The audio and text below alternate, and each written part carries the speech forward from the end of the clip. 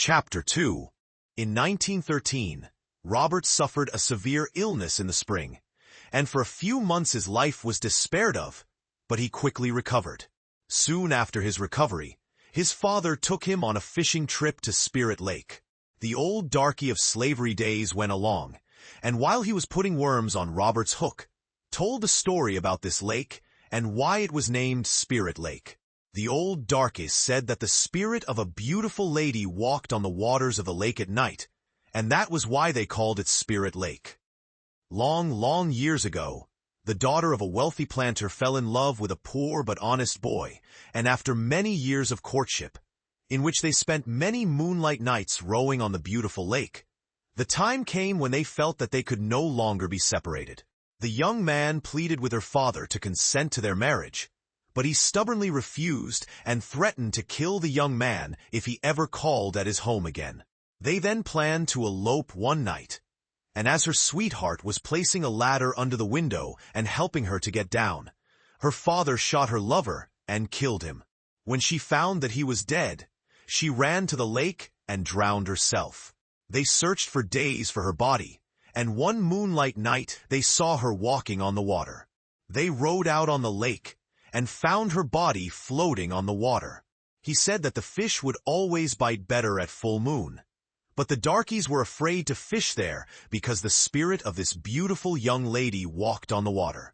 Bobby came home very much interested and excited and told his mother all about the fish they caught at Spirit Lake and about the story old Moses told him about the spirit walking on the water. He told his mother that the Sunday school teacher had read in the Bible where Christ walked on the water, and he wanted her to explain how this could happen. She told him that all of those things happened in the days of miracles which had passed and no longer happened in these days. Bobby had a great desire to walk or ride upon the water, and was enthusiastic about bicycles. He told his mother that he intended to build a bicycle someday that he could ride on the water.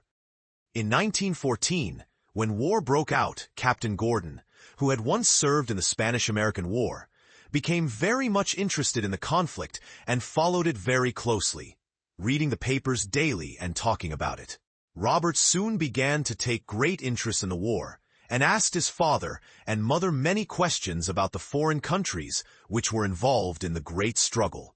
He would sit for hours, listening to his mother read the Bible, from the book of Revelation, the prophecies of the Great War, where it says that nation shall rise against nation. Robert's mother told him of his grandfather who distinguished himself in the Civil War, and the great hardships her mother had to go through during the war days. How her great-grandfather fought in the War of 1812. She talked of his grandfather, Colonel Robert Gordon, for whom he was named, and how he became famous during the Civil War, and how later Robert's own father went with Colonel Roosevelt and became a captain in the Spanish-American War in 1898. Robert's oldest brother, Herbert, was born in 1894, and his second brother, Ralph, was born in 1898 after his father went to the war. His mother spent many anxious months and worried with the children while Captain Gordon was away at war. She prayed that war would be ended for all time. She said, "Bobby, you come from a generation of fighters on both sides, but I hope that you will be a minister and preach against war." While the tragic death of your brother Herbert in San Francisco was a shock that I have never fully recovered from, yet I had rather know that he went that way than to have him go to war and lose his life. I remember well the many sleepless nights that I have passed through while your father was away at war, and how happy I was when he returned. I prayed to God then that war might be ended, and that none of my sons would ever have to go to war. "Mother," said Bobby, "when I get to be a man, I will be a preacher and tell the people to be peaceful and stop fighting. But why doesn't God stop the war?" "My son, war is the work of the devil, not of God, and the Bible tells us that the old dragon has to be loosed for a little season. But in the book of Revelation, we read that Satan is bound for 1,000 years. I hope I live to see that day, and I feel sure you will. A few nights before you were born, I had a very strange dream. I thought I saw San Francisco and Los Angeles destroyed in 2 days by some war machine, and that one of my sons came near losing his life there, but was saved, and afterwards he saved his country and made peace with the world. I suppose I dreamed about San Francisco because Herbert lost his life there, but somehow I feel that it was more than a dream, and that you are born to be a peacemaker. Bobby was greatly impressed with his mother's dream and her hopes and ambitions for him. But his brother would quarrel and try to fight with him. Bobby would tell him that Dad wanted him to be peaceful, and that his mother wanted him to be a peacemaker, and that he would not fight. His brother called him Cottonhead, because his hair was so white, and accused him of being a white-livered coward. But Bobby was patient and did not lose his temper. His mother would commend him for this, and tell him that the Bible said to control your temper and not let your angry passions rise. About this time, some of the prejudice which little Robert had inherited from his grandfather and from his father began to show forth. Unfavorable conditions throughout the country and the low price of cotton left Captain Gordon practically penniless, causing him and all of his children to labor hard in order to support themselves. He tried to force young Robert to work in the fields and help cultivate the cotton, but he stubbornly rebelled. He would play around the house, use his father's tools, and talk about the great inventions that he was going to make.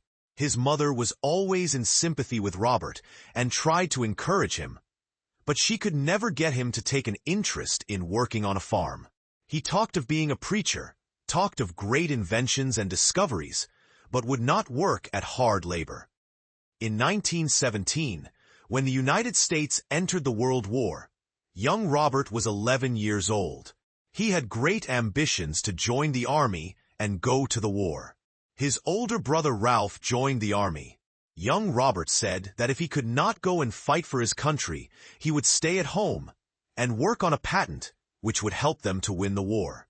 He did not agree or get along with his older brother, and was glad when he had gone away to war. His parents were still in poor circumstances, but they could not induce young Robert to do any work on the farm.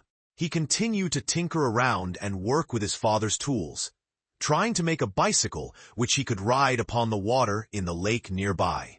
He tried various kinds of lumber to build wheels for the bicycle, but none of them worked successfully. Finally, his mother suggested that he use thin cedar boards because cedar was durable in the water, was light, and would float easily. He finally succeeded in building the wheels out of cedar, and after heating pine rosin hot and pouring it into the cracks, he was able to ride successfully across the lake. But in a short time the wheels sprung a leak, and the bicycle sunk with him in the lake. But he swam out and brought the bicycle with him. Bobby was not the kind to be discouraged by obstacles, and later his ingenuity overcame the difficulties. After trying to put inner tubes from bicycle tires on the inside of the wheels of his water bicycle and failing again, he finally got some inner tubes from an automobile and placed them inside his wooden wheels and pumped them up. When they were filled with air, they pushed against the wooden sides of the wheel, buoying up the wheel, and he was then able to ride his bicycle around over the lake without any trouble. His mother was very proud of him and said, "Bobby, one day your dream of becoming a great inventor will be realized. You have not been wasting your time tinkering around with your father's tools trying to make things." His brother Ralph continued to call him Fool Bobby and Mother's Dream. Said he would never amount to anything because he wouldn't work on the farm like the rest of them. Bobby always found a willing listener in his mother. She helped him with his studies in school and encouraged him in every way, and showed that she believed in him and had faith that one day he would be a great man. This encouraged him to do greater things. The success with the water bicycle had kindled his ambition and created a desire to complete other inventions that he had in mind. He told his mother of a dream he had of a white-winged bird that flew across the ocean through the air, that he was riding the bird, and that he received a great triumph and reception when he visited the foreign countries, and how his own people received him in great glory when he returned. His father called these stories pipe dreams, but his mother took great interest in them and always encouraged him. Robert talked very little to his father or brother, but always went to his mother and talked over things and confided in her.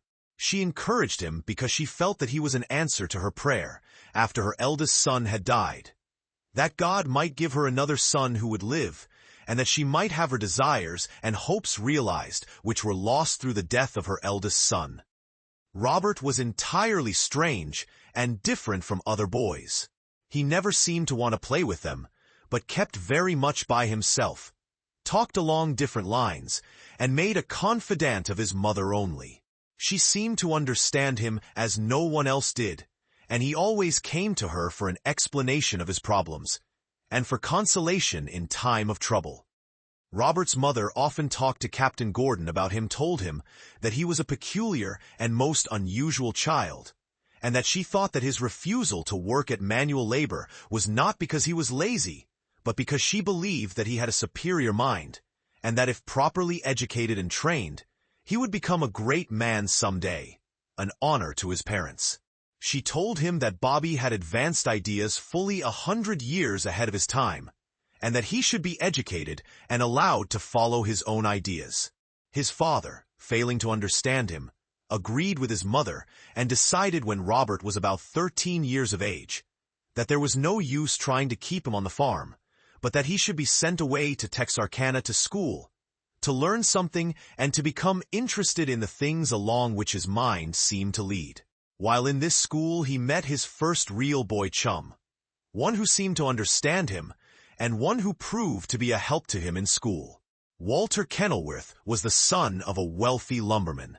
He had every advantage that money could bring and was far advanced in his studies, thus being able to render help to Robert, who had no interest in grammar but took a great interest in history and mathematics. Walter would help him with his work in grammar and geography. They became fast friends.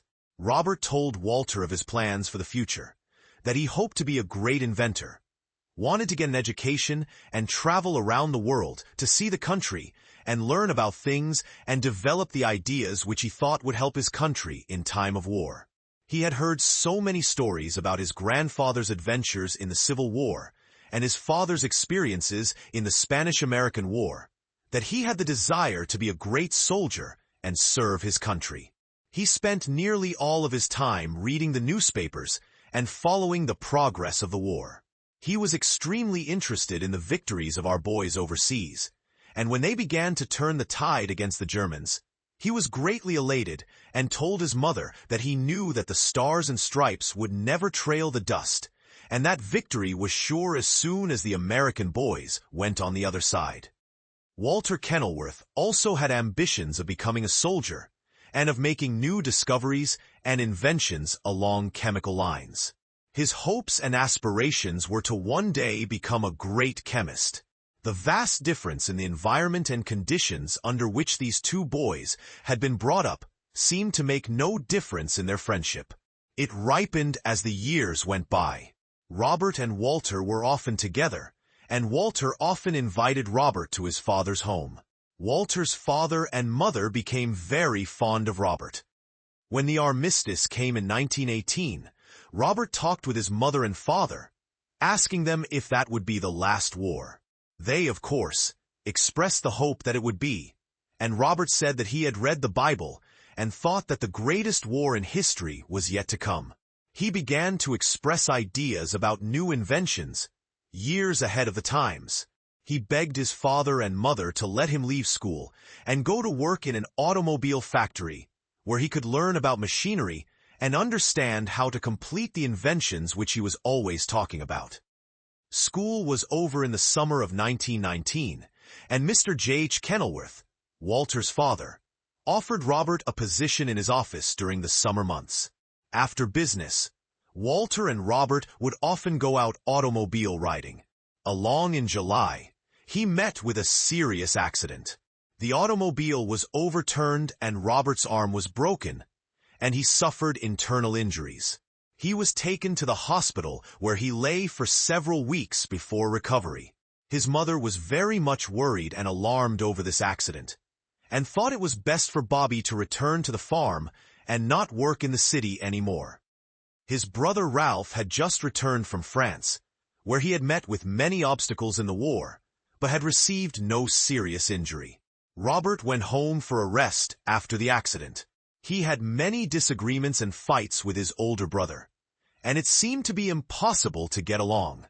All of the trouble occurred over the fact that Robert would not work on the farm or help his brother. Bobby prevailed upon his mother to let him go back to school in the fall because he was making great progress and hoped to have a big position someday with Mr. Kenilworth's firm. In the fall of 1919, he returned to school, but made slow progress in his studies. His health was not good. He seemed unable to concentrate or make much progress. He barely passed his examinations at the end of the year, but continued to study hard and make progress in mathematics and history. In grammar, writing, and geography, he was always falling below his marks, and Walter Kenilworth had to help him out. In the spring of 1920, just before the close of school, Robert's father obtained help to cultivate the cotton plantation. He thought it best that Robert should come home that summer and help to work on the farm. But again the boy refused, and met with stubborn opposition and abuse from his brother, who called him the fool inventor, and said that he would never amount to anything because he refused to work on the farm. He said that he wanted to be Gentleman Robert, and called him the white-collar boy. These disagreements and disputes with his brother were very annoying and disappointing to Robert's mother, because she wanted the children to get along in peace. Robert told his mother that on account of his brother he would never live at home again, that he would continue to stay in Texarkana and go to school until he had finished his education, and then he would go to work for Mr. Kenilworth. His mother had great faith in him and told him that she knew everything would come out all right for him, and that he should study hard, make the most of his opportunities, and prepare for the position Mr. Kenilworth was going to give him upon completing his studies. Captain Gordon had been very successful during the war growing cotton. Prices had gone very high, and he had accumulated quite a little money. But in 1920 cotton prices declined rapidly, and his cotton brought very little, which again reduced them to poor circumstances. Robert became very ill again from malaria during the spring and summer of 1920, so that he was unable to work even if he wanted to. Up to this time, he had shown no ambition for any kind of work, except to try to make something with his father's tools. Talk about inventions and some of the great things he was going to do in the years to come. His mother had always petted him because of his severe illnesses and accident, and his father often referred to him as his mother's burden or his mother's problem. But she had great faith in young Robert because he clung so strongly to religion, believing in the Bible. Robert would spend days and hours reading the Bible and talking to his mother and asking her questions about it and its meaning. He had a great desire to travel and see the world and was always planning to visit strange places. While he showed great affection for his mother, his desire was to get away and see the world.